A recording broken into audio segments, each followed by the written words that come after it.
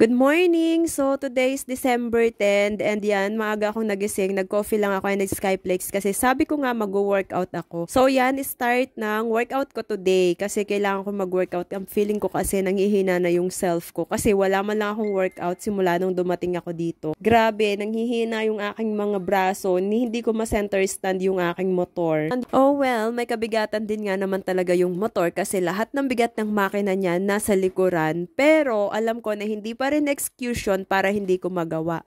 Nung nasa Dubai ako, walang kaproblema sa akin ang train door isolation.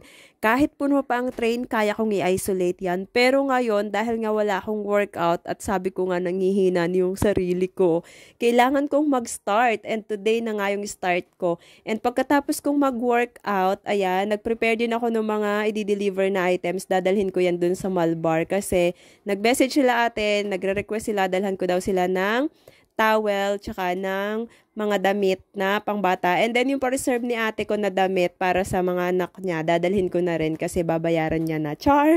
And then sinabay ko na rin palang dalhin yung parcel ni ate Allen. Ayan, parcel niya yan, mga order niya yan. Ang dami-dami niya ring order palagi. Ayan, so dahil pupunta na rin naman ako ng Malbar, di isang lakad na lang, isasabay ko na dyan. So ayan, at dahil nga tatawid kami ng ilog, nilagay ko muna yan siya sa plastic, tsaka ko nilagay dito sa bag na yan. Yun nga palang bag na yan, galing pa yung Dubai, ginagamit ko yan pag namimili ako ng pampabagahe sa Carrefour. So, napakatibay ng bag na yan. Bibilhin mo nga lang din siya. And yan, parang feeling ko, nagkamali ako. Dapat yata nilagay ko muna yung plastic sa loob ng bago. Sige, yan girl. Sige, isiksik mo. Kaya mo yan. Nag-workout ka, diba? O yan, after 10 years ng pagpipilit, ayan, nakuha sa pilitan. Pero guys, pag ayaw na, wag nang ipilit. Okay? Sa mga plastic lang at paninda advisable yan. Charot.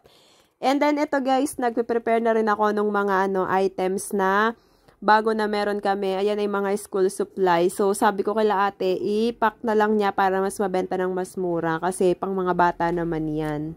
So yung stocks ko nito is 24 pieces in each, 2 dozen lahat. So ang ginawa ko, dinala ko kay ate yung kalahati. Lahat niyan dadalhin ko sa kanila and then bahala na sila dun. Pag may bumibili nga pala guys ng mga pangregalo sa amin, pinifree na nila ate yung gift wrapper or sila na din yung nagbabalot ng regalo. At dahil sabi ko nga guys ay pinifree na nila ate ang gift wrapper pagka sila ay binibilhan ng mga pwedeng ipang regalo. So ayan, dadalhin ko ulit sila ng 10 pieces na gift wrapper kasi nung nakaraan kumuha si ate ng 25 pieces.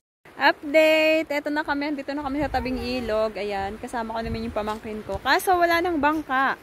So, tatawidin namin. Hinihintay ko lang yung pamangkin ko kasi binalik yung yung motor. Hinihabilin kila tita kasi hindi namin itatawid yung motor.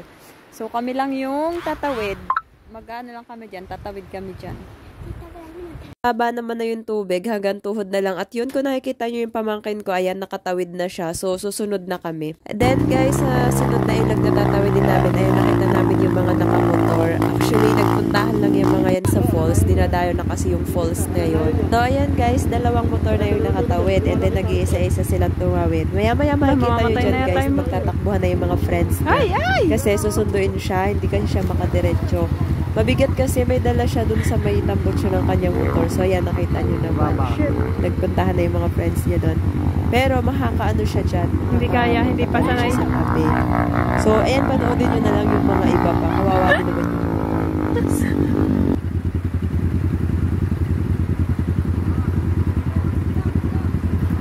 takbo mga friends niya yan, no? Ayan, ako. Taibo. Ay, bagong baba na rin. Call a friend din. Pag namatayan. Wala na, pag namatay, mahirapan silang iahon yan. Credit lang ba? Langos. Credit lang. Bagong baba na rin. Ganda-ganda natin. Kaya nga, dapat dito sila dumaan, ano?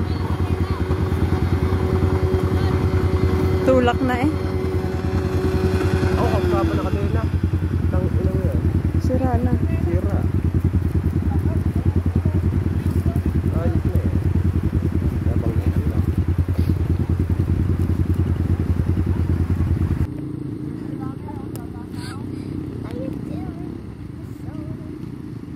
And then guys, ito yung itsura ng place namin sa Malbar pag takip silim na. So ayan, naglalakad kami from bahay ng kuya ko pauwi sa sawmill.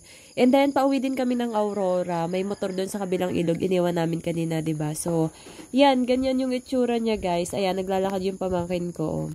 And then ito, ayan, nakatawid na ulit kami ng ilog. Pauwi na kami ng Aurora. Nasa Bagto na kami ng time na yan. Medyo madilim kasi limited lang yung street lights dyan. Ba't nag-ano? And then ito, makikita nyo naman siya. Ayan. Pero safe naman dyan, guys, na lumakad ng gabi kasi magkakilala din naman halos lahat ng tao. Dalawa yung dapat na. Kaya okay lang. And then guys, dumaan kami sa Mulawin. Napakaganda nila doon paggabi na kasi lahat mula sa boundary ng Arangin at Mulawin, tsaka boundary ng Mulawin at Aurora. Grabe, punong-puno ng Christmas light pati yung arco. So ayan, di ko nga lang talaga masyado na videohan.